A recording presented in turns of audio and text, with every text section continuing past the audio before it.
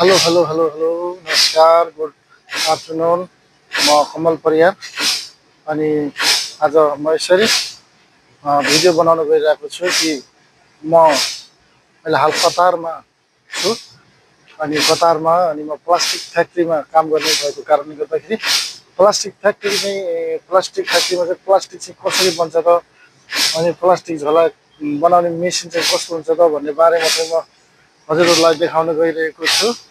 म करिब 10 वर्षदेखि यता काम गरिरहेको छु। त्यसै कारणले गर्दाखेरि म यहाँहरूलाई केही झलकहरू देखाउने छु। मेसिनहरू कस्तो हुन्छ देखाउने छु अनि है त कस्तो हुन्छ मन पराइदिनुहुन्छ भन्ने आशा गरेको छु। यस्तो हुन्छ मेसिन है, यस्तो खालको मेसिनहरू हुन्छ। एकदमै कहिल्यै नदेखेको मेसिनहरू हजुर, अनि कहिले पनि नदेखेको, कहिले पनि नगरेको काम यहाँ मैले चाहिँ कतारमा सिक्ने र देख्ने अवसर पाएँ, मौका पाएँ। अनि उहाँ हुनुहुन्छ हाम्रो भेनाजु हुनुहुन्छ अनि उहाँ चाहिँ एकदमै राम्रो व्यक्ति हो अनि उहाँले पनि गराइराख्नु भएको छ।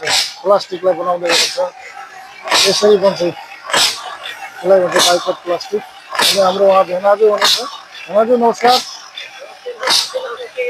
ठिकै छ, केही छैन, अब तपाईँकै इच्छा हो। अनि फेरि हेर्नुहोस् हामीले काम गर्ने ठाउँ यस्तो छ। कमसेकम 14-17वटा मेसिन रहेको छ अनि यो कम्पनीमा, यो फ्याक्ट्रीमा। अनि यसरी हामी काम गर्छौँ। म चाहिँ एज अ सिफ्ट लिडरको रूपमा म काम गर्ने गर्दछु। अनि जे होस्, यस ठाउँमा आएर धेरै कुराहरू सिक्ने मौका पाइएको छ। धेरै कुराहरू जान्ने र बुझ्ने मौका पाइएको छ। यो प्लास्टिक फ्याक्ट्रीमा प्लास्टिक के को बन्दो रहेछ, कसरी बन्दो रहेछ भन्ने बारेमा चाहिँ देख्ने र बुझ्ने अवसर पाइयो।